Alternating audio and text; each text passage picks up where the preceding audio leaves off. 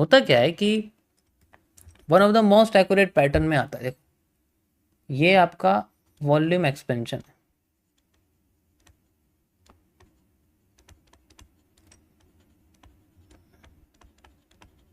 तो अगर हमें मार्केट की डायरेक्शन के साथ चलना है तो ये सबसे बेस्ट पैटर्न है, one of the best pattern.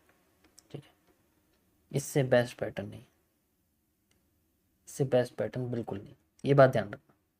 ये मेरा one of the best favourite pattern में आता है। जैसे मैंने आपको स्ट्रेटजीज बताई है ना, उनमें से सबसे बेस्ट पैटर्न मुझे बहुत अच्छा लगता है।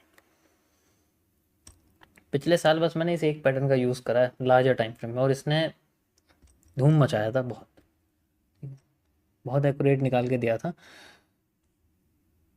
वॉल्यूम एक्सपेंशन का मतलब जब पैटर्न खुलने लग जाए, तो ये ट्रेंड को ट्रेंड में कन्वर्ट करता है, यानी कि कंटिन्यूशन क्रिएट करता है। If we have a bullish trend, just imagine अगर मैं कहता हूँ आपसे कि हमारे पास में बुलिश ट्रेंड है, तो वो बुलिश में ही कन्वर्ट होगा, वो बेरिश में नहीं हो सकता।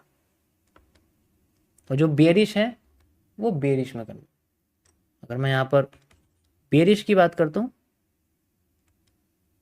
तो वो आपका बेरिश में ही कन्वर्ट होगा, बुलिश में नहीं हो सकता। कैसे? अगर मार्केट ऊपर जा रही है और ये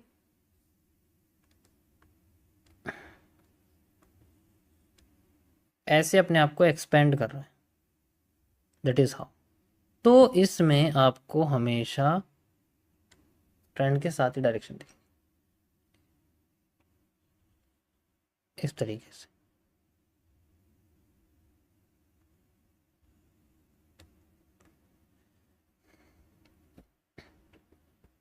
ओके, क्योंकि इसके चांसेस रहते हैं ये हमेशा अपने लो को तोड़ता है और अपने हाई को तोड़ता है। तो अब इसमें लिक्विडिटी फिलअप तो दोनों साइड में हो रहा है, किस डायरेक्शन में जाएगी? जिसके इसकी पहले से ही वॉल्यूम उस साइड में जाएगी। डुअल डायरेक्शनल नहीं होता ये पैटर्न, कभी डुअल डायरेक्शनल नहीं हो सकता, कभी नहीं हो सकता डुअल डायरेक्शनल, सिंगल डायरेक्शन होता है ये।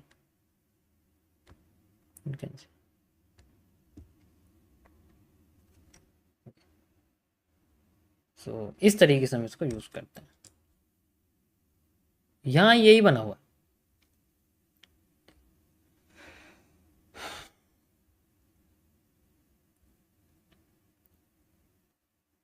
ये देखो,